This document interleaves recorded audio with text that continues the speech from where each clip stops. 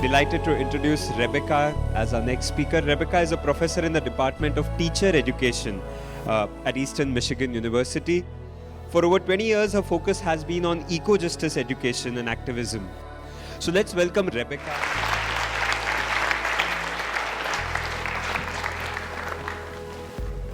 I'm a teacher educator, and I'm really so pleased with the theme of this conference, Decoding Economics, Rethinking Education. And I think what I have to offer you today is a little different take on what it might mean to decode economics. And to do that, I'm going to introduce you to the work of Wendell Berry, who is an American conservationist, farmer, essayist, poet, and has had a huge impact on my work and my thinking, and also influencing the way I think about this field that we call eco-justice education. The other thing is I have to apologize ahead of time. I'm going to read to you, in part because I've woven together this talk using much of Wendell Berry's own prose, and I don't want to lose that. So, please be patient with me as I read. I'm going to start with a poem. The teachers are everywhere. What is wanted is a learner. In ignorance is hope. If we had known the difficulty, we would not have learned even so little. Rely on ignorance. It is ignorance the teachers will come to. They are waiting, as they always have, beyond the edge of the light. So as I said, I'm a teacher educator. And no matter what course I teach, I begin from the question, what is education for? I present all my students, undergraduates to doctoral students, with this question, and almost all of them find themselves in a conundrum as they try to answer. I'm not asking them to tell me what education is or what schooling is. I'm not asking them to describe curriculum or how a good or effective school should be organized. I'm asking them to describe as fully as they can what our work as educators should be aimed at. What are we aiming to create via our relationships, and why? Indeed, as they struggle, I finally have to tell them that what I'm really asking for are the primary values and principles that they hold dear. What sorts of communities should those values create? Who are the individuals that people those communities? Who are they as they come together? And how should their membership be engaged? They struggle because they've never been asked to consider that this is in fact the primary task of educators. That we work toward developing individuals who can form the sorts of relationships that ultimately become the communities that are happy and healthy in the specific places where they're formed.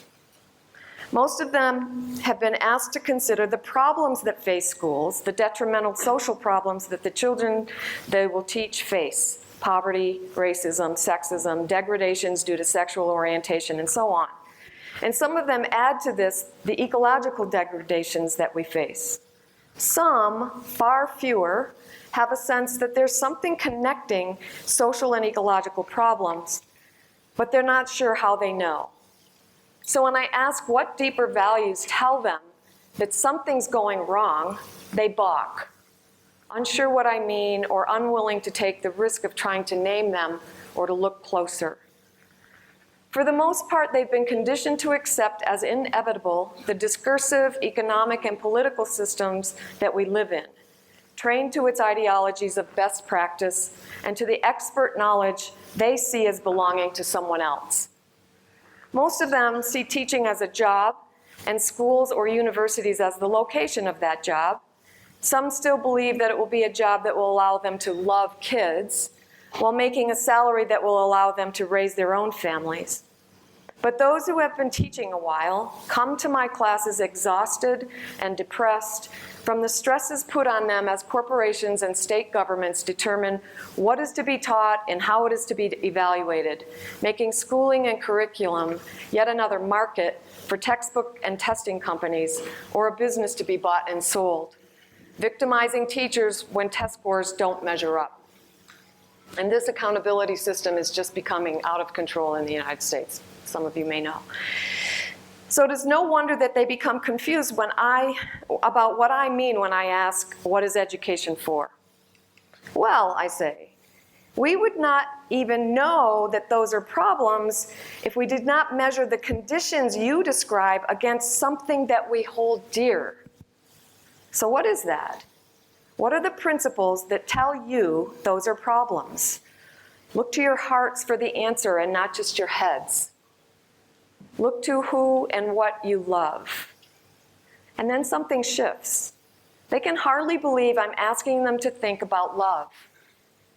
But as they begin to go there, they begin to get at very old virtues: honesty, generosity, humility, kindness, respect, trust. Their essays, mostly quite simple and direct, choke me up. At the heart of the matter is the devaluing of ancient wisdom, principles that have kept communities safe from harm, values that still operate in our modern culture, but mostly in limited ways, perhaps in households, perhaps not. This devaluing includes a primary failure to recognize creatureliness as including us. Most of my students don't begin by including creatures other than humans in their definitions of community as important. But as the course and our conversations develop, they begin to see that they are indeed part of a much larger, more complex and mysterious living world than they've ever been asked to consider. More and more of them tell me that they have held these ideas in their hearts, but have never had the words or concepts or encouragement to really say what they've been feeling. I bring Barry to them, Wendell Berry, offered within an eco-justice framework in the hopes that his clear and beautiful prose and stories will help to affirm their hearts and to encourage them toward a pedagogy of responsibility. And I ask them to consider two more central questions. To whom are we ethically responsible?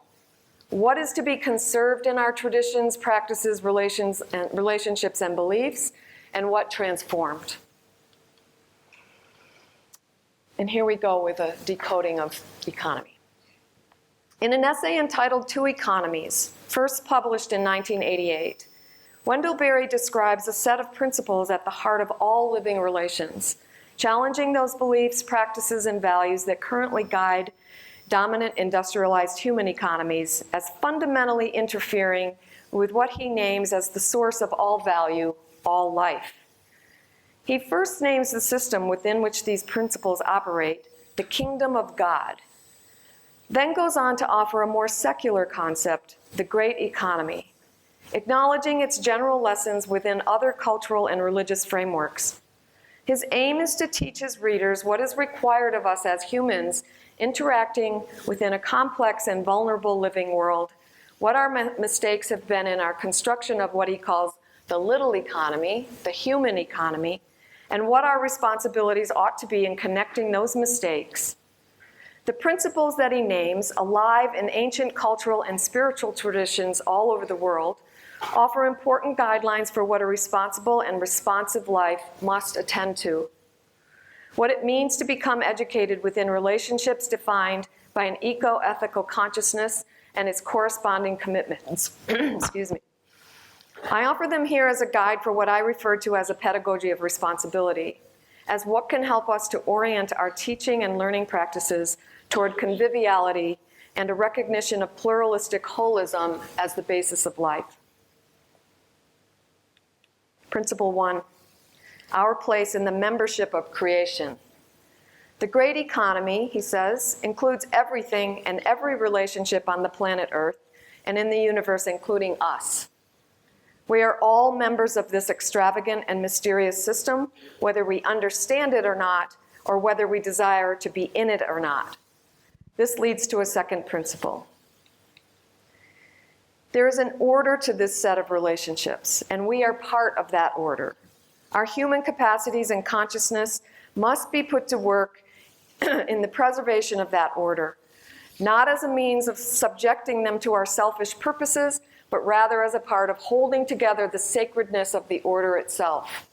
We take our places in it with our particular capacities, not as a matter of control or possession, but rather developing relationships that nourish it and help us all to flourish.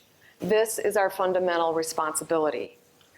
For Barry, these two principles lead to, quote, an informed and conscientious submission to nature and her laws of conservation, frugality, fullness or completeness, and diversity, end quote.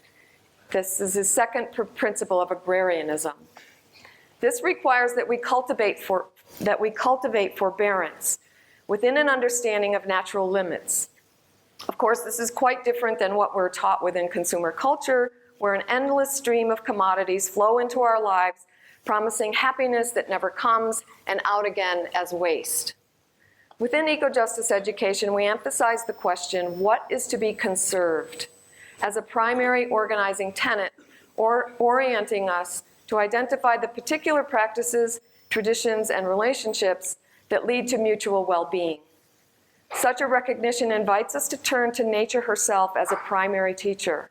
She is waiting for us, as Barry says. Recognizing our responsibilities in relation to her laws requires that we use our capacities for curiosity and care, together with the discipline of restraint, to learn who we need to be within her gifts. Developing an attitude of caution, the skills of restraint, and a will toward nurturance would supplant the need to exploit. Principle 3. Because we are humans with specific forms of consciousness within limited powers of sense-making, something we often forget, we can never know finally all the complexities that this order entails. The diversity of the world is in constant flux and creation. And because we primarily use language and other symbolic forms to make sense of what we seek to know, there will always be a gap between what we say about it and the world itself. For Barry, this understanding entails an acceptance of a certain level of ignorance, which he embraces as positive. The way of ignorance means accepting that there will always be mysteries beyond our reach, and once acknowledged leads to necessary humility, even while we seek to define and develop our particular abilities. The order, he says, is both greater and more intricate than we can ever know. Thus, while we engage curiosity and investigation of the world, asking primary ethical questions about what will lead to the greatest good, we will never reach a final answer. Education holds within itself this primary contradiction. We must use relationships of teaching and learning to pass on wisdom of the good, while accepting that we will never finally know. There will always be more questions and more possible answers. Errors will surely be made, and thus we must be willing to forgive those who make them, while also demanding an attention to why those errors were made and working to develop attitudes of care and caution. Principle 4. Thus, if we presume to be outside this complex living order, the cycles of life, death, and decay, if we endeavor to overcome or control it for our own ends only, we do so at our own peril. And this is basically where we are now as an industrialized civilization. We've made this huge ideological and material error. We are creatures of this order, fully dependent on it, recognizing ourselves to be members of an order much larger than ourselves. We will act with requisite care, generosity, gratitude, and humility. We must seek to create via our pedagogical relationships, quote, a persuasion in favor of economic democracy, a preference for enough over too much, Barry's fourth agrarian principle. Teaching students that economy has an ancient set of practices associated with it that have to do with the protection of one's sources of sustenance in collaboration with others is essential to the recognition that the economic system we live in now, that we live in now are not inevitable. For Barry, this leads to a loathing of waste of every kind as human folly, an insult to nature, a sin against the given world and its life. Principle 5. It is not enough to work for the future. We only live in the present. And thus, our imaginations must be put to the task of identifying what is possible today for ourselves and the Earth's living systems. And I think we've been hearing about some beautiful examples of how that imagination works. Sonam just gave us just an incredible example of how that can work now. Not that it won't affect the future or we shouldn't be sort of thinking about the future, but we don't live in the future. We live now. Okay. The sensibilities inherent in these principles can only be developed by engaging students in collaborative experiences whereby they learn with and to depend upon one another. The relationships developed must engage democracy as a deeply practical way of being together, and diversity as the unavoidable condition of difference, energizing the need to attend to each other in fairness, generosity, and coherent forms of discernment. As the teacher steps back from being the sole source of knowledge, students learn to listen carefully to each other's ideas. They learn to articulate their ideas as fully and carefully as possible in order to make careful evaluations together. Using a variety of forms from oral articulation to writing, art, poetry, and media, they learn to express decisions around questions and problems that impact them and their families. Let me just say this one last thing, that Wendell Berry makes very clear that the source of real value, the source of primary value, is not in our human-made world, but it's in the living systems that we're part of. And we have to understand that what economies that we make have to be an analog, as he says, or have to be considerate of that larger living system if we are to survive on this planet. Okay, so he says, for humans to have a responsible relationship to the world, they must imagine their places in it. To have a place, to live and belong to a place, to live from a place without destroying it, we must imagine it. So I want to talk a little bit about some projects, just a couple, in the area where I live. I live about 40 miles west of Detroit, and most of you have probably heard about Detroit. Detroit suffers from abandonment, basically, which happened when the big three automakers left the city and basically brought with them the white population, leaving a devastated tax base and infrastructure, and a food desert, basically, when grocery stores also left because the population was impoverished, couldn't really spend money in grocery stores. So in 2006, a lovely, so food insecurity is a huge, huge problem in Detroit. I won't go much further than that, but let's just start there. So in 2006, the Detroit Black Community Food Security Network was formed. And people from all across the city and different NGOs and different grassroots organizations came together to try to address together how to deal with food insecurity and food sovereignty in their community. They were sick of waiting for big government to try to solve the problems when in fact government and the corporate sector are what caused it. So they created a food policy, a food security policy that they took to the city council, and the city council adopted it. One of the primary pieces of the food policy was that the children of Detroit should be educated about how to use self-determination to create food sovereignty in their community. When the film The Economics of Happiness was created, I was sitting down with Helen and Norbert Hodge at a conference in Ladakh in 2006, and I said, you know, Detroit is an amazing place. There are like 350 community gardens, and they're springing up every day. Well, by 2007 or 8, there were actually 2,000 community gardens, including some fairly large farms, one of which is called DTown Farm. And DTown Farm, one of the education policies and education goals that they had was to bring young kids, young black kids, to the farm to teach them that agriculture is not just degraded work as slaves. So a lot of the young kids who come to DTown Farm say, hey, you know, I thought we got rid of that when we ended slavery, right?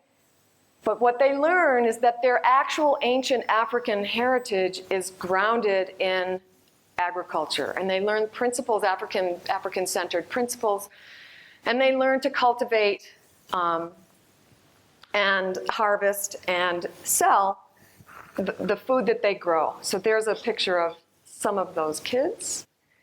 Earthworks Urban Farm and Boggs School is another example in Detroit. Boggs School is a small charter school that has as at its core principle that kids should be learning how to make a commitment to their own place, and especially through agriculture. So core value, to grow our souls by developing a connection to ourselves, each other, and the earth.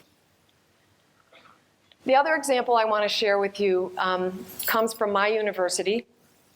A few years ago, the College of Education commissioned a mural from a Detroit artist whose name is Chaz Miller, with the condition that he would work with a local school and one of my students, actually, to help kids participate in learning art and creating the mural. So one of my former students is an art teacher at an elementary school, and she had an after-school art, it was called Art and Ecology program, like a club for second graders through eighth graders, so 7-year-olds through 13-year-olds.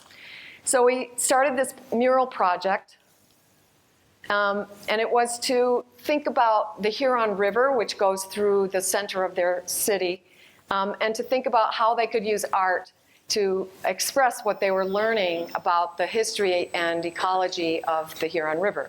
So one day I was asked to come in and talk to the kids, and I walked in and I said, since we're talking about the Huron River, can a river be our teacher?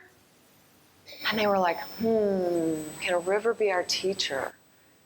So pretty soon, you know, there was like, no, yes, maybe, I don't know, yes. So I said, okay, say more. Well, you know, we could learn what lives there.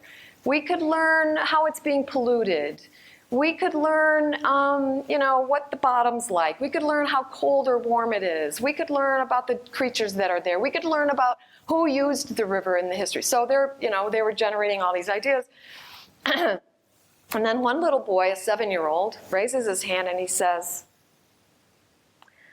I think if we really listened to what the river was trying to teach us, we could learn to care for her better. In fact, maybe we could learn to be better humans. Wow, right out of the mouth of babes, right? And I have to say that just the opportunity to engage them in thinking about this river that's in, you know, a primary part of their life was a great opportunity for them. So we took them for a winter walk.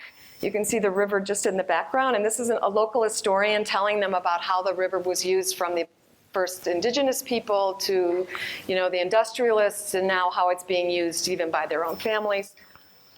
It was a very cold day, very snowy day. And they began to learn about the creatures and paint them. And then the artist incorporated them into the mural, and you can see some of those like paintings in their hands. Those are their actual paintings. And then they presented at a local EcoJustice and Activism conference in 2015, and you can see the mural in the background. So that's all those kids. So I just want to use that as an example of how there's so many ways that this kind of education can be done at the grassroots. We've been learning about it for the last day and a half, right? And in my context, it means in Detroit that they have to solve real food security issues. And then in Ypsilanti, it means how to use art to actually express love for a major part of their lives, the Huron River. So I'll just leave it there because I know you're all hungry. Thanks for your attention.